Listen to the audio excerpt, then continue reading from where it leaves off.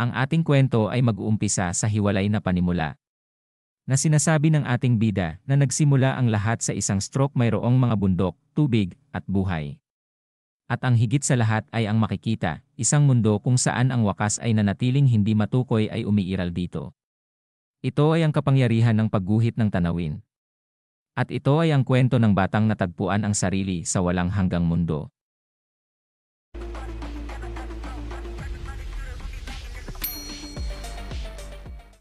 Unang kabanata. Mula pagkabata, siya ay kilala dahil sa kanyang lakas. Sobrang lakas niya na natalo niya ang bawat lalaki sa kanilang baryo sa arm wrestling bago pa siya mag-15. Na makikita siya na hapong-hapo at punit ang damit at nagugutom.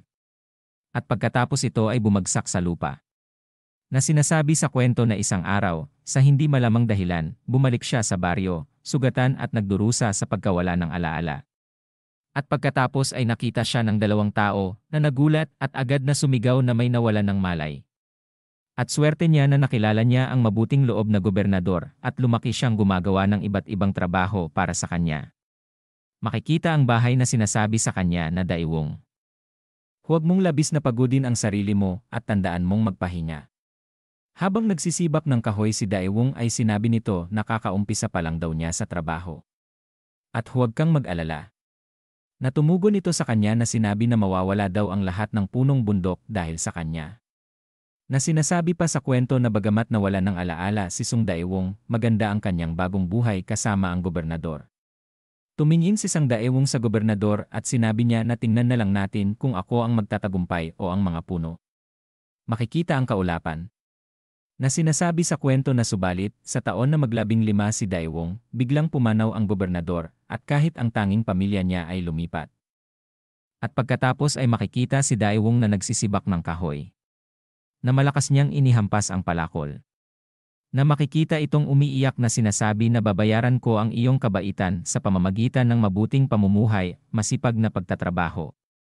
At taon-taon, masigasig na nagtatrabaho ng walang saglit na pahinga. Si Sung Daewong, na ngayoy 25 taon gulang na, ay naayos na ang lahat para sa kanyang sarili, maliban sa isang bagay. Hindi siya nakahanap ng asawa. Sinasabi pa nito habang nakaupo sa kahoy na nakakabuwisit. Walang sino man sa baryo ang karapat-dapat maging asawa ko. Dagdag pa niya na wala daw talagang sinuman. Sinabi pa sa kwento na ang kanyang pagiging binata ay bunga ng kanyang kawalang kakayahang suriin ang kanyang sariling kalagayan sa lipunan at ng kanyang hindi makatwirang mga pamantayan. Na makikita ang kanyang muka na tila may naiisip. At siya ay tumayo at tumuro sa unahan na sinasabi niya na okay sige. Kung pupunta ako sa ibang baryo, sigurado akong makakahanap ako ng angkop na asawa. Tara na! Saan man iyon? Na biglang nagulat siya nang may makita siya sa kanyang unahan. Na ayon sa kwento pagkatapos magpasya na maglakbay upang maghanap ng potensyal na asawa, nakatagpo siya ng isang babae, sugatan at may mga pasa, na mukhang katulad ni Sung Daewong noong una siyang dumating sa baryo. Na napatingin si Daewong sa babae habang ito ay hapong-hapo na malalim ang paghinga. Makikita ang baryo. Na ayon pa sa kwento na nang makita ang isang ganap na babae na pumasok sa baryo, na nag-iisa, may dalang espada sa kanyang katawan, umiwas ang mga tao sa baryo, natatakot na siya ay isang murim na tao. Ngunit, na makikita si Daewong na sumisigaw na sinasabi na pakiusap, bigyan mo ako ng karangalan na maging asawa ko. Na ikinagulat naman ito ng mga babae sa kanyang nasa likuran. Si Sung Daewong, na nahulog ang loob kay Baek Jinjin sa unang pagkakita, ay nagmungkahi sa kanya. Na ikinagulat naman ito na napatingin sa kanya. At sa parehong araw na siya ay nagpasya na sumama sa tahanan ng mga balo. At pagkatapos ay nagkatinginan sila. Na sinabi sa kanya ni Baek Jinjin na ayaw daw niya. Na sumagot si Daesung na napasabi na bakit daw naman. Na sinabi pa sa kwento na si Baek Jinjin ay determinado na mamuhay ng nag-iisa at malinaw na ipinakita ito sa pamamagitan ng pagtanggi sa kanya ng tuwid. Ngunit si Sung Daewong ay hindi madaling sumuko at patuloy na hinihiling sa kanya na pakasalan siya. Makikita ang kalangitan. Na si Daewong ay nagdala sa kanya ng isang baboy ay inalok muli si Baek Jinjin.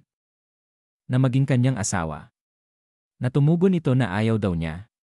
Na siya ay patuloy na hinahabol si Baek Jinjin na nakasakay sa kabayo na sinasabi na maging asawa daw niya siya. At tumugon muli ito na ayaw daw niya. At sa eksena namang ito ay nagdala siya ng malaking isda habang namimingwit si Baek Jinjin na sinabi niya na pakiusap. Maari bang maging asawa kita? Natumugon naman ito na isara mo ang bibig mo. Hindi sumusuko si Daesung kahit na umuulan na ng yelo na nakaluhod na siyang sinasabi na pakiusap. Kung maibibigay mo sa akin ang karangalan na maging asawa ko, talagang magiging labis ang aking pasasalamat. Natumugon ito na umalis ka na. At sinabi pa sa kwento habang nakatalikod si Baek Jinjin na kahit gaano kalakas ang puno, maaari itong maputol ng mas mababa sa 3 paghampas ni Sung Daewong. Ngunit si Baek Jinjin ay nanatiling hindi nagalaw kahit na siya ay tinaga ng 10 beses o 30 beses. Na hindi na makapaniwala si Daesung na ito ay napahawak na sa kanyang ulo na tila mababaliw na sa paghabol kay Baek Jinjin. Sinabi pa sa kwento habang makikita ang bahay na sa huli, kahit ang mga tao sa baryo ay dumating na upang subukang kumbinsihin siya. Na sinasabi sa kanya ng mga ito na sa tingin ko, sapat na ito ngayon. Tanggapin mo na siya. Na sinabi naman ng isa sa kanya na kung iisipin mo, wala nang katulad ni Sung Daewong sa ating baryo. At sinabi rin ng isa na tama ka. Siya ay taos-puso, mabait at malakas. Na wala namang masabi si Baek Jinjin sa kanila. At sinabi pa sa kanya ng babaeng mataba sa gilid niya na bago siya mapagod, kunin mo na siya. Na makikita namang pumikit si Baek Jinjin. Makikita ang kaulapan. Na si Daesung ay nakaupo sa gilid ng puno na nakasandal. At sinasabi niya na ako ay talagang basura. Hindi, mas masahol pa ako kaysa sa basura. Dagdag pa niya na siguro, tatanda na lang ako at mamamatay sa pagtaga ng mga puno. Na biglang nasa likod na niya si Baek Jinjin na sinasabi niya na 120 beses. Na nagulat. Naman si Daesung na napasabi na ano daw iyon Baek Jinjin. At anong ginagawa mo dito? Na sinabi sa kanya nito na ito daw ay magiging 120 beses. Kung magmungkahi ka sa akin muli ngayon. Oo, anuman ang katangahan ng isang tao, kung siya ay nagmungkahi na sa iyo ng 120 beses, dapat mo na siyang tanggapin. Iyan ang iniisip ko. Na napalaki ng mata si Daesung at hindi makapaniwala sa kanyang narinig.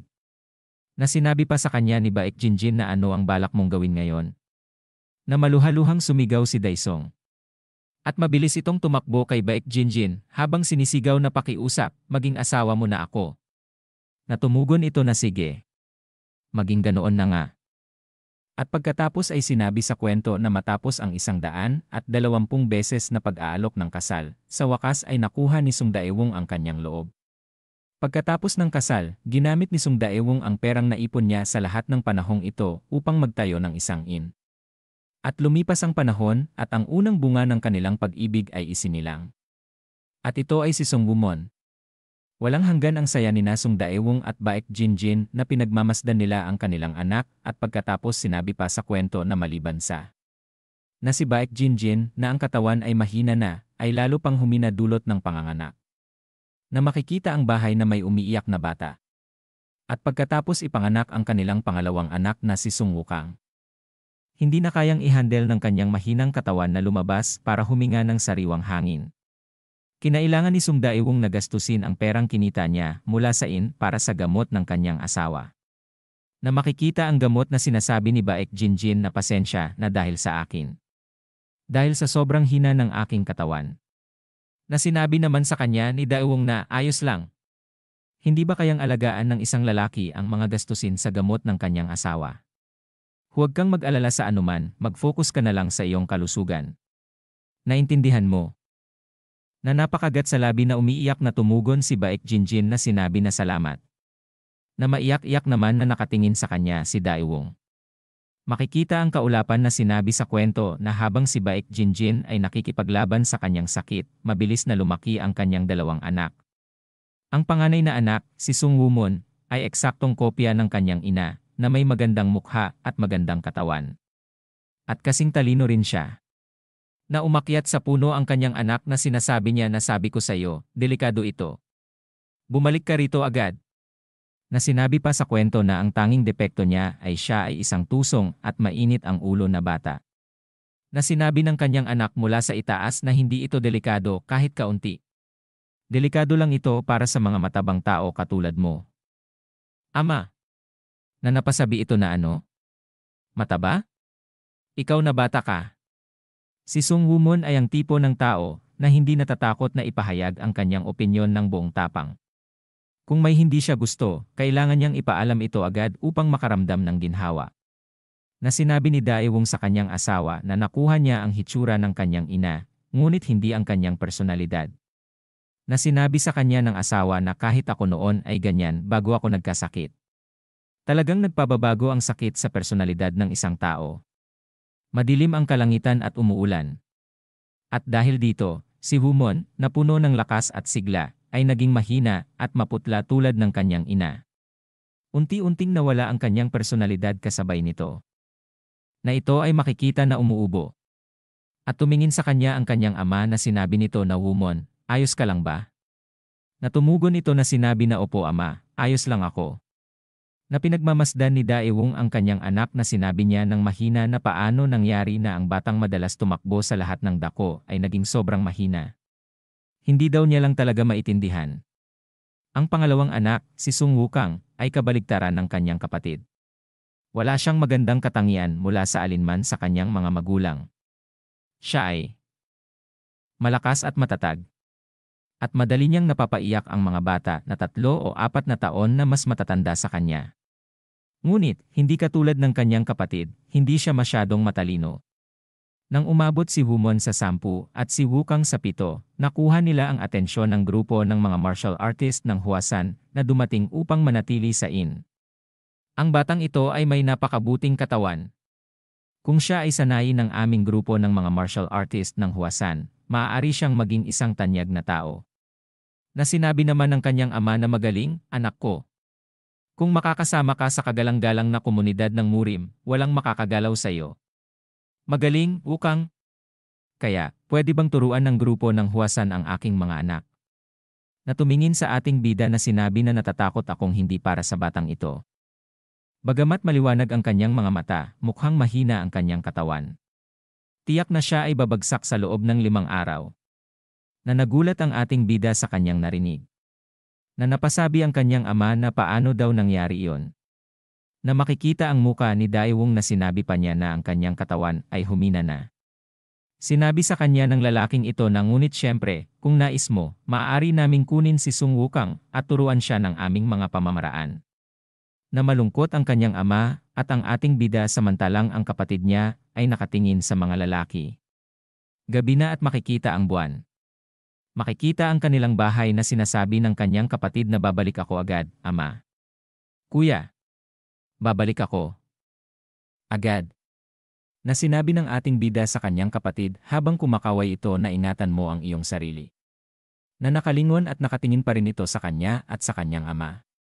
At pagkatapos ay bumaling na ito at nagpatuloy ng sumabay sa paglalakad sa mga lalaki. Na naiwan ang ating bida at ang kanyang ama na walang masabing nakatingin lamang. At makikita ang muka ng ating bida na malungkot na sinasabi sa kwento na kahit na humina ang katawan ni Woo-moon at hindi na siya makapaglaro ayon sa kanyang nais. Hindi siya kailanman nagreklamo o umangal.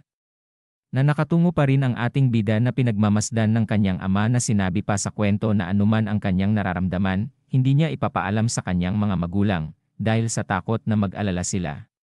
Bukod dito, palagi siyang nagtatanong tungkol sa kalusugan ng kanyang ina at nag-aalala para dito. Na makikita siyang nakatalikod na ayon pa sa kwento na bagamat palagi siyang nagsusumikap na huwag magmukhang mahina sa pagkakataong ito. Na maging siya ay nahirapan na. Na umiiyak ang ating bida na si Sung Woo-moon at Sung Wukang ay lumaki na nakikinig sa mga kwento tungkol sa grupo ng mga martial artist ng Hwasan at sa komunidad ng Murim.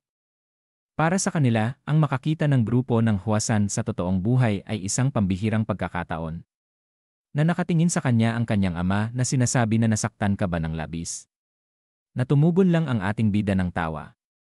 Ngunit ito ay umiiyak na sinabi na hindi, ama. Ako ay ganap na ayos lamang. At siya daw ay matutulog na ngayon. Makikita ang langit na siya ay umiiyak pa din na makikita ang kapatid niya na naglalakad kasama ang mga martial artist. Na nakamukmok sa gilid ang ating bida na umiiyak na sinasabi na bakit? Bakit? Napakahina ko kumpara sa iba. Bakit kailangan kong magdusa ng ganito? Dagdag pa niyang sinabi na bakit hindi ako napili ng mga martial artist ng Huasan. Bakit? Ang araw na ang desisyon ng Huasan ay nagdulot ng pagbabago sa kapalaran ng mga bata. At pagkatapos ay makikita ang kanilang bahay. Na sinasabi ng kanyang asawa na mahal. Nag-aalala pa rin ako. Ang Murim ay hindi isang paraiso. Ito ay isang malamig at malungkot na lugar na tumugon si Daewong na kalimutan mo na ngayon. Talagang gustong pumunta ni Wumon, wala tayong magagawa. Na sinabi muli sa kanya ng asawa niya na nag-aalala ako kay Wukang na sumunod sa kanila. Pero nag-aalala rin ako kay Wumon na naiwan mag-isa dito. Dagdag pa niyang sinabi na gusto ko lang sanang lumaki sila. Na parang mga ordinaryong bata. Na napatingin siya sa gilid at biglang tumayo na sinasabi na sige. Pupunta na ako at gagawa ng pagkain para kay Wumon. Magpahinga ka dito, mahal ko. Makikita na naglalakad siya na makikita ang muka nito na nag-iisip. Nang biglang may napansin siya sa labas na lumiliwanag na nagtataka. Na nakatingin ito na sinabi na ano. Ano ang ilaw na yon sa gitna ng gabi? Na siya ay lumapit. At binuksan ang pintuan na ikinalaki ng kanyang mata sa kanyang nakita. At pagkatapos siya ay napasigaw. Na ito ay napakinggan ng ating bida na nagtataka. Na mabilis na lumingon ito na napasabi na ama. Na binuksan ang bintana na sinabi na ano daw ang problema. Na nanlaki rin ang mga mata nito nang may makita siya sa labas. Ang araw na ang kapalaran ng dalawang bata ay nagbago sa desisyon ng Huasan Group. Ay siya ring araw nang may dumating at nagbago ang bagong kapalaran ni Wumon. Na makikita ang buhok ng isang matanda. Na ito ay nakalutang sa ere na pinagmamasdan ni Daewong na hindi makapaniwala. Na tumatawa ito habang nakatingin kay Daewong. Na makikita ang ating bida na natutulalang nakatingin sa nakalutang na matanda. Na makikita ang muka ng ating bida na napapasabi ng ano daw ito. At dito na po nagtatapos ang unang kabanata.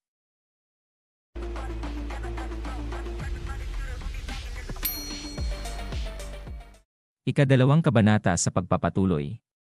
Bumaba na ang matanda sa lupa na ito ay naglalakad. Na pinagpapawisan si Daewong na nagugulat na nakatingin sa matanda. Na nakatingin ang ating bida na sinabi niya na Shinson. Shinson ay isang taoist na monghi o sages na may mga himalang kapangyarihan. At pagkatapos ay mabilis siyang bumaba. At sumilip sa pinto. Na sinabi ng matanda na bata, nagugutom ako at kailangan kong kumain. Maaari mo ba akong bigyan ng isang mangkok ng simpleng noodles? Na napalingon ang kanyang ama na napasabi ito na oo. Gagawa ako agad. At sinabi niya sa kanyang anak na Wumon. Dalhin mo siya sa pinakamagandang upuan sa restaurant. Tumugon ito habang pinapatuloy ang matanda na opo ama. Na sinabi pa na dito daw po sir. Na tumawa lang ang matanda. Makikita ang kanilang inn. Na ang matanda ay kumakain na ng noodles. Na sinasabi na salamat, aking anak. Na sinabi naman ng ating bida na walang anuman. Makikita na kumakain ang matanda na pinagmamasdan ng ating bida na sinasabi sa kanyang sarili na mukhang kahit ang mga dakilang sages ay kumakain din ng pagkain. Na makikita ang kanilang inn na sinabi ng matanda na ngayon magkano ito. Na tumugon ang kanyang ama na nagulat na napasabi ng ano. Hindi kailangan ng bayad. Isang karangalan na maipagluto ka. Hindi ko matanggap ang kahit anong pera mula sa iyo. At sana'y magkaroon ka ng ligtas na paglalakbay. Na sinabi sa kanya ng matanda na kahit na ako'y mahirap. Hindi ko basta maiiwan ito. At nakaisip ito ng paraan para makabayad na sinabi na maaari bang ihanda mo ang papel at mga brush para sa akin. Na nakatulalang napasabi si Daewong na ano. At sinabi sa isip na magsusulat ba siya ng isang bagay para sa akin, para sa swerte. At pagkatapos ay mabilis siyang tumakbo na sinasabi na okay. Mangyaring maghintay ng sandali. Habang tumatakbo ito ay sinasabi niya sa kanyang isip na asawa ko. Kailangan kong hilingin sa kanya na sumulat ng isang bagay para sa magandang kalusugan ng asawa ko. At para sa kalusugan din namin. Na makikita na nakatingin pa din ang ating bida sa matanda. Sinabi nito sa kanya na tingin mo ba ay nakakamangha ako. Na nagulat ang ating bida na sinabi nito paumanhin daw.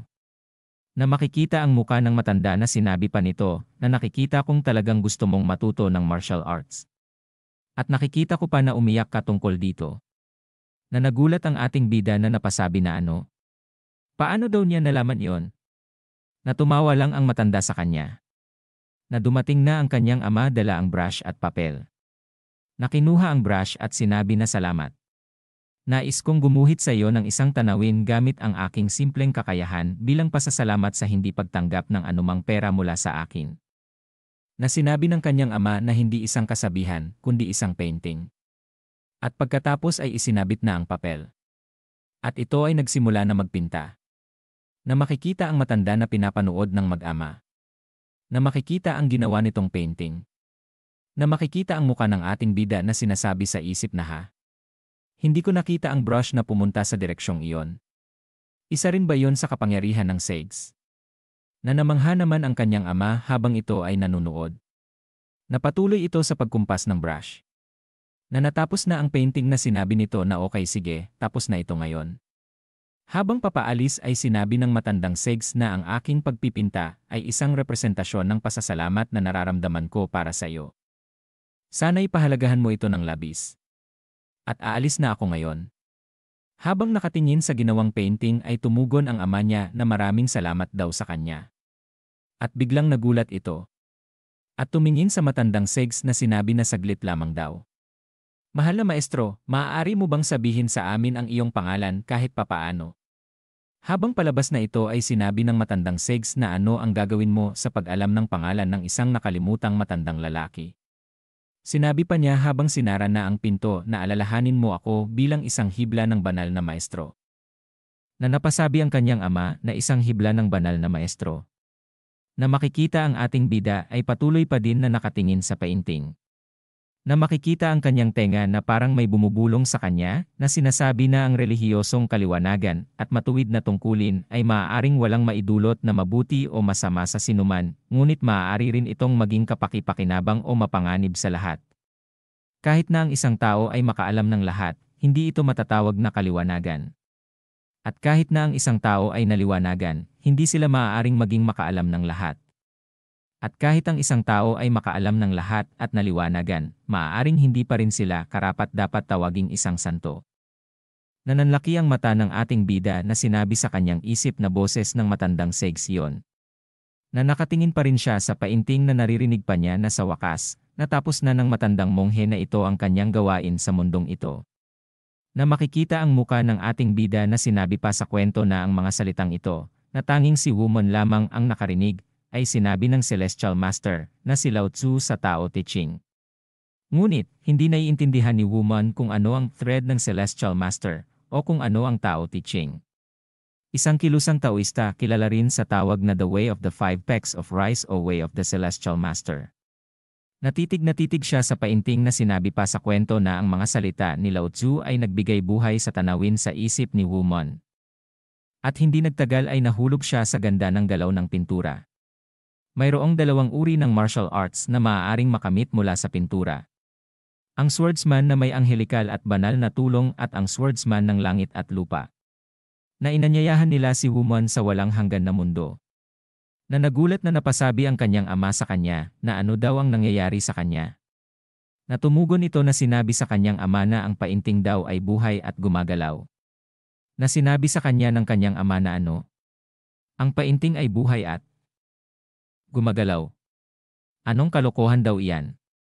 Na makikita ang ating bida ay patuloy pa rin sa pagtingin sa painting. Na makikita ang langit. Pagkatapos ng araw na yon, si Sung Wumon, na ginugol ang kanyang oras sa pagkamangha sa painting, ay lumaki bilang isang malakas na binata, at siya ay 20 taon na gulang na. Isang sandok ang makikita na sinisigaw ng kanyang ama sa ating bida na Sung Wumon. Napakawalang silbi na bata. Na binatukan pala siya ng kanyang ama na sinabi pa niya na ilang beses ko pa kayang hampasin ka para magising ka. Kawawa ka. Na napasabi ang ating bida na ama, masakit yung ginawa mong iyon. Tumigil na daw siya. Na sinigawan siya ng kanyang ama na sinabi na hangal. Bakit mo ako tinataasan ng boses? Na siya ay napatingin na lang sa painting. Nahinabol muli siya ng palo ng sandok na sinigaw na paulit-ulit na lang daw siya na tumitingin sa painting kahit siya ay tinatamaan na. Kahit na hindi mo matutunan ang kahit ano mula sa kapatid mo, dapat mas magaling ka man lang kaysa sa walang kwentang kapitbahay. Dagdag pa niya na saan daw siya pupunta. Natatawa na lang ang mga tao na kumakain sa kanila na napapasabi na nagsimula na naman kayo ng ganito. Sinabi pa ng isa na wag mo nang gawing labis. Nasinigaw pa ng kanyang ama na sinasabi mo iyan dahil wala kang alam tungkol sa kanyang kahangalan. Makikita ang langit na siya ay hingal na hingal. Sa kabila ng pagtulong ng painting na maging matatag ang katawan ni Wumon, ang kanyang isipan. Sa kabaligtaran, ay biglang naglaho at siya ay naging kilalang tanga sa nayon. Na nakahawak siya sa ulo, na sinabi niya na napakasama ng ama. Kailangan kong tingnan ang painting.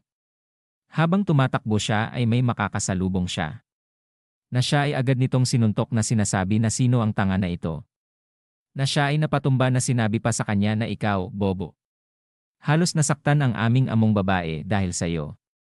Habang nakahandusay sa lupa, ay napatingin siya sa babae. Na sinabi sa kanya ng mga lalaki na ano daw ang tinitingin-tingin ng lintik na to. Sinabi pa nito na tumayo daw siya, bobo ka. At dito na po nagtatapos ang ika-2 kabanata.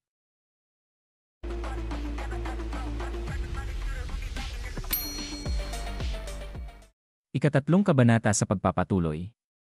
Pagkatayo ng ating bida ay nagkatinginan sila ng babae. At siya ay nagulat nang sinigawan siya ng alagad ng babae na Wumon. Ikaw na tanga. Gagawin nating halimbawa siya. Na mabilis na tumakbo ang ating bida na sinabi ng babae na hayaan na lang daw niya siya. Hindi tama namang api sa mahihina. Na biglang may nakasalubong siya na ikinagulat niya. Nabigla siyang sinipa na sinasabi na paano daw nagawa ng bobong ito na gawin yon. Nakumaway ang pangit na to sa babae na sinabi na masayang makita ka, yon. Natumugon ito na tarantado. Na nainis ang pangit na sinabi na ano. Ano nang sinabi mo? Natumugon ang babae na narinig mo bang may sinabi ako? Habang nagpapagpag ng damit ang ating bida ay makikita ang kamay ni pangit na sinasabi na siguro nagkamali ako ng narinig. Na nakatingin ang pangit sa babae na sinabi nito na bueno, isang malaking laban daw ang gaganapin sa Goryang Piyong sa loob ng 10 araw na inaasahan ng buong murim. Ano sa tingin mo tungkol dito, iyon si Hyun? Natumugon ito na sinabi na ano daw ang ibig niyang sabihin. Na makikita ang muka ni pangit na sinabi nito na Jeong Huang Baek Sang-un, isa sa mga pinakamahuhusay na mandirigma sa mundo Chien Mupalwang at Guaya Changmi Geong Hung, isa sa mga umuusbong na 6 na dakilang bayani Shinjin Yugdai Choin, nandyan daw sila. Higit pa rito, ang iba pang mga guro, na hanggang ngayon ay nanatiling nasa anino sa loob ng mahabang panahon, ay inaasahang naroroon din na tumingin muli ang pangit na lalaki habang nakatingala lang ang ating bida. Na sinasabi ni pangit na hindi mo ba naiisip na dapat samantalahin ang ganitong pagkakataon? Na sinabi sa kanya ni Yeon na gagawin ko ang gusto ko. At huwag kang makialam sa mga bagay na gusto kong gawin. Sinabi ni Yeon sa mga alalay niya na umalis na daw sila. Samantalang ang ating bida ay patuloy na nakatingin sa itaas. Na naiinis ang pangit na nakatingin kay Nisyon. Na biglang napansin niya ang ating bida na nagtataka. Na napasabi ito habang nakatingin na ano ang tinitingnan niya. Hindi daw ba talagang nawala na sa katinuan ang gabong ito? At sumapit na ang gabi na makikita ang na ang kanyang ama ay nagkwekwenta na sinasabi na napakalaki ng lugi ng negosyo. Sa ganitong takbo, hindi ko na kayang tustusan ang gamot. Na sinabi pa niya habang naiinis na kung ganito ang mangyayari, hindi kami aabot hanggang taglamig. Na napatikom siya ng kamo habang tumingin sa ating bida na nakatitig pa rin sa painting na siya ay nasa kanyang sariling mundo na naman. Na sinasabi ng kanyang ama sa kanya na Wumon. Tanga. Noong panahon ko, nakapag-ipon ako ng napakaraming pera sa kanyang edad. Ang tangang ito ay walang silbi. Ni hindi man lang siya nakatulong sa akin. Sinabi pa niya na ang nakakainis na painting na yon. Kung hindi dahil sa dun noong una, inisip kong nakatutulong ang painting para maibalik ang kanyang kalusugan, pero sa hindi maipaliwanag na dahilan, humina naman ang kanyang isipan. Na naiinis na ang kanyang ama na sinasabi na mukhang talagang may sumpa sa akin, dahil hindi ko maalis ang nakakainis na painting na ito habang patuloy pa din na nakatingin ang ating bida dito. Sinabi pa ng kanyang ama na ang masamang matanda Isa siyang mapanlinlang na matandang walang kwenta. Hindi ko na kaya. Susunugin ko na ang nakakasuklam na bagay na ito. Na nagulat ang ating bida. At mabilis na niyakap papalayo sa painting ang kanyang ama na pilit naman niya inaabot. Na sinisigaw pa ng kanyang ama na itong nakakasuklam na tanawin na painting. Bitawan mo ako, ikaw na tanga. Pagpupuniti-punitin ko ang lahat ng ito at susunugin. Na sinabi ng ating bida na huwag ama. Na sinabi pa ng kanyang ama na ano. Sinabi ko sa'yo na pakawalan mo ako. Na sinabi ng ating bida na hindi mo pwedeng gawin yan. Ang painting ay sa akin. At pagkatapos ay hinigpitan ang pagkakapit ng ating bida sa katawan ng kanyang ama. Na napasabi ang kanyang ama na Diyos na mahabagin. Kailan pa daw siya naging ganito kalakas? Na mabilis na tinapik ang likod ng ating bida na sinabi ng kanyang ama na bitawan na daw niya siya, mamamatay na daw siya kapag hindi daw niya ginawa iyon. Na mabilis na hinarangan niya ang painting na sinabi niya na huwag na niya itong hawakan. Na napasabi naman ang kanyang ama na siraulo ka. Na biglang may dumating na maglolo. Na sinabi ng matanda na kung sarado na daw ba sila. Na tumugon ang kanyang ama na sinabi na hindi, bukas pa kami tuloy lang daw sila. Na tumingin sa kanya ang kanyang ama na sinabi na wumon, magharap daw sila mamaya. Na napangiti naman ang batang babae. Na sinabi sa kanila ng kanyang ama na ano daw ang kanilang order. Na sinabi ng batang babae na bigyan daw siya ng 2 serving ng plain noodles. At gusto ko ng 1 plato ng chicken noodles at 1 plato ng dumplings, pakiusap. Na tumugon ang kanyang ama na sige, sandali lang at ihahanda ko ang inyong pagkain. At pagkatapos ay sinabihan ng matanda ang batang babae na doa, hindi mo pa ba natatanggal ang kakaibang ugaling yan? Ano ang iisipin ng mga tao kung tumawa ka ng ganyan? Natumugon ito na sinabi sa matanda na pasensya na, Master Tay siyang Monju, pero ano ang dapat kong gawin kung nakakatawa ang sitwasyon? Hindi ka ba tumawa ng kaunti? Natumawang tumugon ang matanda na sinabi na hindi na daw siya nanalo sa kanya. Na sinabi pa ni Duoan na tumingin sa ating bida na pero ano sa tingin mo ang tinitigan niya ng ganoon katindi? Na napaisip din ang matanda. Na makikita ang painting na tinitigan ito ng matanda. At lumapit na sinasabi na kahit na hindi ko alam kung sino ang gumawa ng painting na ito, humahanga ako sa galing nilang ginamit ang klasikal na teknik. Napatuloy lang sa pagtitig ang matanda at ang ating bida. At pagkatapos ay sinabi sa kanya ni Duoan na Guro Tay siyang Monju, anong ginagawa mo? Naihain na ang pagkain, halika't kumain. Natumugon ito na sinabi na sige, ganoon daw ba? At medyo hindi daw niya maintindihan ang pakiramdam niya. Na sinabi naman sa kanya ng kanyang ama na iniaabot ang nakabalot na pagkain na oy, ikaw na walang hiya. Pumunta ka at ibigay ito sa pamilya mo nga.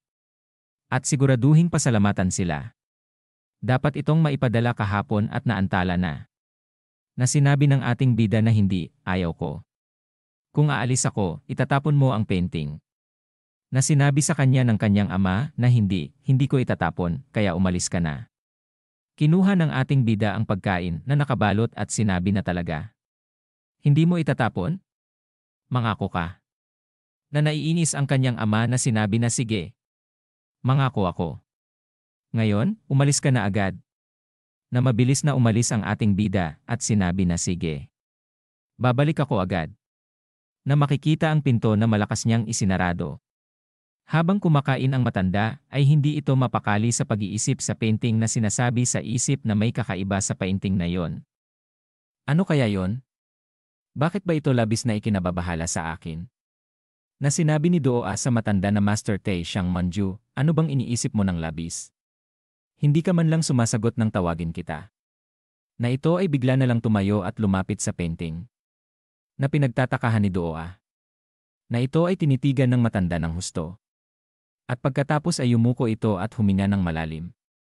At muli itong tumingin. Na makikita ang painting. Na nanlaki ang mata ng matanda at napasabi sa isip na tama daw siya, hindi ito pangkaraniwang painting. Ito daw ay isang larawan lang, at paano daw ito nagtataglay ng napakalakas na surreal na enerhiya. Na makikita ang larawan na gumagalaw at ang mga ibon ay pumapalakpak ang mga pakpak. Na ang larawan ay sumasagitsit. Na makikita ito sa mata ng matanda. Na ito ay nagulat na nanlaki ang mga mata. Na makikita ang muka nito na napasabi sa isip na ito ay isang kayamanan. Isang napakahusay na bagay, marahil ay nagkakahalaga ito ng milyon-milyon. Habang pinagmamasdan ni Duoa ang matanda, ay napasabi ito na bakit daw siya ay nagkakaganyan.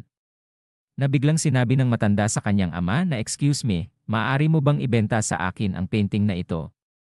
Natumugon. Ang kanyang ama na sinabi sa matanda na ano? Gusto mo bang ibenta ko ito sa'yo? Na sinabi sa kanya ng matanda na babayaran kita ng kahit anong halaga. Magkano ang gusto mong ibigay? Sabihin mo sa akin. Na nakatingin ang kanyang ama sa matanda na sinasabi sa isip na dumadaan kami sa napakahirap na panahon, at sinasabi niya sa akin na hindi lamang ako makakakuha ng pera, kundi pati na rin maalis ang kasuklam-suklam na painting. At lumipat ang eksena kung saan ay mabilis na tumatakbo ang ating bida na sinasabi niya na hindi na ako makapaghintay na makabalik at tingnan ang painting. At dito na po nagtatapos ang ikatatlong kabanata.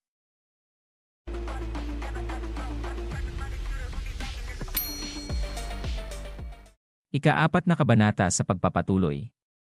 Nag-iisip ang kanyang ama na sinasabi na kung ganun. Paano daw kung 5 niyang? Na nagulat ang matanda sa presyo na ibinagay ng kanyang ama na napasabi sa isip na 5 niyang lang daw. Na napasabi naman sa isip ang kanyang ama na naparami daw ba ang hiningi niya at napasobra. At mabilis na hinawakan ng matanda ang kamay ng kanyang ama na sinabi na perfect daw ang 5 niyang. At ibigay na daw niya ito agad. Na nagulat ang kanyang ama na sinabi na salamat daw. Pinagmamasdan ng kanyang ama ang 5 niyang na sinabi sa isip na sa perang ito, makakabili ako ng gamot at pinakamagandang karni para sa aking asawa. Na napasimangot siya na napasabi sa isip na bagaman nakakaramdam ako ng kaunting awa kay Wumon. Mas mabuti na sana kung itinapon na niya ito. Makikita ang na sinabi ng matanda sa kanya na alagaan daw niya ang kanyang sarili. Dagdag pa nito na salamat daw sa hapunan. Na napahinto ang matanda na sinabi ni Duoa na ano daw ang problema. Na sinabi ng matanda na hindi daw ito maari. Na mukhang nakonsensya ang matanda. Na iniabot ang espada sa kanyang ama na sinabi nito na mukhang hindi ko nabayaran ng tama, ibibigay ko rin sa iyo ang espadang ito. Na napanganga si Duoa na sinabi na Master Te siyang Monju. Paano daw niya nagagawang maibigay ang piercing white divine sword? Na sinabi ng matanda tumahimik ka, Duoa. Na hindi makapaniwala si Duoa na sinabi pa na pero hindi daw niya ito maintindihan. Ibibigay mo ang divine sword na yan para sa mababang uri ng painting. Na sinabi ng ama ng ating bida hawak ang espada na hindi ko lubos na nauunawaan ang kahalagahan nito. Ngunit tatanggapin ko ito ng may pasasalamat. Na sinabi sa isip ng kanyang ama na siguradong napakagandang espada nito. Magkano kaya ang maaari kong kitain kapag ibinenta ko ito? Habang naglalakad na ang matanda, ay sinabi nito aalis na daw sila. Na nakatingin naman si Duoa na may pagkainis. Na sinabi ng ama ng ating bida na maging ligtas ka sa iyong paglalakbay. Makikita ang na napasigaw ang ating bida. At nakatingin kung asaan nakalagay ang painting na sinsabi niya na asan na daw ang kanyang painting. Na nakatingin sa kanya ang kanyang ama habang kunyaring nagulat na sinabi na ha. Saan daw ito napunta? Baka daw ay may nagnakaw nito. Na nanginginig ang ating bida na sinabi niya sa kanyang ama na alam daw niya kung ano ang nangyari. Siguro daw ay sinunog niya ito. Natumugon ang kanyang ama na sinabi na hindi. Paano daw niya nagawang pagbintangan siya na sinunog niya ito? Na sinabi pa ng ating bida na huwag mong sabihin sa akin. Na humarap ito sa kanyang ama na sinabi na ibininta daw ba niya ito. Na pinagpawisan naman ang kanyang ama na tinanggi niya ito. Na naiinis ang ating bida na napatingin sa espada. At kinuha niya ang espada at hiningi sa kanyang ama ang pinagbintahan na pera. Na napasabi ang kanyang ama na ano daw ang pinagsasabi niya. At sinabi sa ating bida ng kanyang ama na hindi ayoko. Wala daw siyang idea kung gaano kasama ang kalagayan nila. At napakahirap daw talagang makaraos. Na sinabi ng ating bida sa kanyang ama na ganun daw ba. Sasabihin na lang daw niya sa kanyang ina na nagsinungaling siya at ibininta niya ang painting. Na napasabi naman ang kanyang ama na huwag. At napasabi pa ito na ang kasinungalingan ay hindi mapapatawad, kamatayan lamang ang tanging lunas para sa mga sinungaling. Na sinabi ng tingbida na ano. Sasabihin na daw ba niya sa kanyang ina? Na naiinis ang kanyang ama na sinabi na itong hangal na to. Na biglang inabot na sa kanya ang pera na sinabi pa na ayan na. Gusto mo pa akong isumbong sa nanay mo, ikaw na walang kwentang tanga. Na sinabi pa ng ating bida na kailan umalis ang mga taong iyon. Natumugon ang kanyang ama na kanina lang, gago. Makikita ang na sinigaw pa ng ating bida na painting ko, maghintay ka lang. Na mabilis na lumabas ang ating bida na naiwan ang kanyang ama na walang masabi na nakatingin sa umalis niyang anak. At pagkatapos ay naiinis nitong. Sinabi na hindi daw siya makapaniwala na gagawin niya yon. Tuluyan na daw ba siyang nasiraan ng bait? Mabilis na tumatakbo ang ating bida. Na sinasabi nito na binili daw niya ang painting niya sa ganitong munting halaga. Maghintay lang daw siya at makikita niya. At kung ganun daw siyang klase ng murim, tiyak daw na pupunta siya sa Goryang Piyong. Na mabilis siyang tumakbo na sinabi pa niya na maghintay lang daw talaga siya at makikita niya. At lumipat ang eksena kung saan tinanong ni Dooa ang matanda na sinabi niya na bakit daw ba nagmamadali siyang maglakad. Sobrang saya ba niya na nakuha niya ang painting na yan? Natumugon ang matanda sa kanya na nagmamadali daw ba siya? Iniisip lang daw kasi niya na magsaliksik tungkol sa painting na ito. At mukhang ang kasiyahan daw niya ay walang hanggan kung magawa niya iyon. Na sinabing muli sa kanya ni Dooa na tingin daw niya ay talagang nagustuhan daw ng tanga na anak ang painting na ito. Nangumiti pa ang babae na sinabi nito na kapag bumalik daw siya mula sa kanyang mga gawain at malaman niyang nawala ito, siguradong magwawala daw siya at gagawa ng malaking gulo. Na nagulat naman ang matanda sa kanyang narinig kay Dooa na napasabi na talagang nakalimutan daw niya ang batang iyon. At sa kabilang banda, ang tunay na may-ari ng painting na ito ay ang bata. Na biglang nagulat ang mga ito na napatakip pa ng tenga si Dooa sa lakas ng sigaw ng ating bida na sila ay pinapahinto. Na napalingon ang matanda sa likod na napatanong na sino daw yon. Na nakita niya ang ating bida na mabilis na papalapit sa kanila na sinisigaw pa niya na sa kanya daw yan. Na napatingin ang matanda kay Dooa na nahihirapan sa lakas ng sigaw ng ating bida. Na sinabi ng matanda na ikinalaki ng mata nito na ikaw, na walang hiya. Na sinigaw din ng malakas ng matanda na itigil na daw niya ang kanyang ginagawang pagsigaw. Na tumama sa ating bida ang ginawa nitong malakas ding sigaw. Napatuloy pa rin sa paglapit ang ating bida sa matanda. At nang makalapit na ito, ay nagulat na nanlaki ang mata ng matanda na sinabi na hindi daw ba't siya ang anak ng may-ari ng inn. Na nagulat din si Dooa. Na sinabi ng ating bida sa kanila na ang painting daw ay sa kanya. Na nakatingin sa ating bida ang matanda na sinabi niya sa isip na mula daw sa kanyang hitsura, hindi daw niya akalain na nakatanggap siya ng anumang pagsasanay sa martial arts. Pero ang katotohanan na tumakbo daw siya papunta rito sa isang hininga at mula sa malalakas na sigaw na yon. At kahit na daw wala itong epekto sa kanya, napakalakas nito na mukhang labis na nabagabag si Dooa. Na ibinaba ng ating bida ang espada at supot ng pera sa lupa na sinabi niya na ibabalik daw niya sa kanya ang lahat. Basta't ibigay lang daw niya sa kanya ang painting niya. Mas mahalaga sa akin ang painting na yan kaysa sa kahit ano sa buhay na ito. Na nakatingin pa din sa kanya ang matanda na sinabi sa kanyang sarili na naiintindihan ba ng batang ito ang tunay na halaga ng painting. Na sinigaw pa ng ating bida na ibalik na daw niya ito agad. Na sinabi ni Dooa sa kanya na ikaw. Paano daw niyang nagawang makipag-usap ng napaka-arogante? Na pinatigil siya ng matanda na tumawa ito na sinabi na nabili na daw niya ang painting mula sa kanyang ama. At anong karapatan daw niyang hingin ito sa kanya?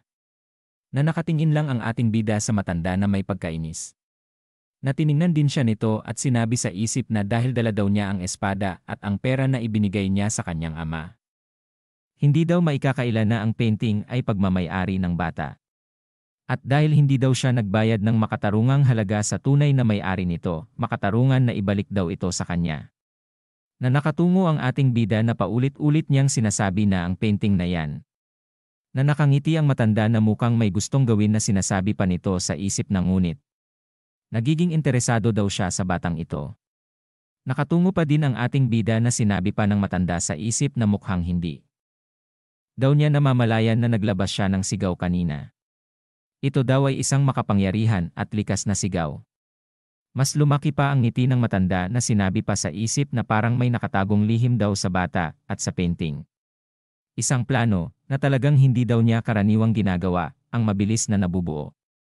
Na sinabing muli ng ating bida na ito, itong painting na ito. Kung iisipin daw niya, iginuhit daw ito ng Sykes para sa kanyang ama bilang pasasalamat sa kanyang mga serbisyo. Na nakatungo pa niyang sinabi na kaya, sa teknikal na paraan, hindi daw ito sa kanya. Patuloy lang daw niya itong inaangkin sa katigasan ng ulo niya sa loob ng mahabang panahon. Na sinabi ng matanda sa kanya na ayon daw sa kanyang ama. Tila nahihirapan daw ang kanyang pamilya. Alam daw ba niya yon? Na sinabi ng ating bida sa matanda na tama. Ang mga medical bills daw ng kanyang ina. Hindi man lang daw niya ito naisip, ang tanga daw niya. Na siya ay napatikom na lang ng kanyang kamao ng mahigpit. Na sinabi pa niya na siguradong iniisip daw ng ama ang mga medical bills ng ina. Pasensya na daw. Para daw siyang tanga, at nakalimutan daw niya ang lahat at pasensya na daw. Na siya ay pumikit. At yumuko at sinabing muli na pasensya na daw talaga. At pakiusap, itago daw niya ang painting. Na nakatingin ang matanda sa kanya na sinabi sa isip na para daw sa isang taong nagdulot ng ganitong gulo, madali daw siyang sumuko sa pagbanggit ng kanyang pamilya. Tama ang kanyang puso. Na ang ating bida ay nakayukong nakapikit. Na nakangiting nakatingin ang matanda sa kanya. At sinabi nito na ganito na lang daw, kung magawa daw niyang mahawakan siya, kahit isang beses, hindi lang daw niya ibabalik ang painting sa kanya, kundi ibibigay niya rin daw sa kanya ang pera. Ano daw sa tingin niya? Na napatingin si Duua sa matanda na nagulat at sinabi na ano ang pinagsasabi niya. At bakit daw niya gustong mangyari iyon? Na napasabi naman ang ating bida na ano? Seryoso daw ba siya? Natumugon ang matanda na sinabi na marami daw siyang kayamanan. At wala daw siyang pakialam sa pera para sa kanyang pamilya. Ano daw sa tingin niya? Tinatanggap daw ba niya? Na mabilis na tumugon ang ating bida na sinabi nito na oo, tinatanggap daw niya. At dito na po nagtatapos ang ika-4 na kabanata.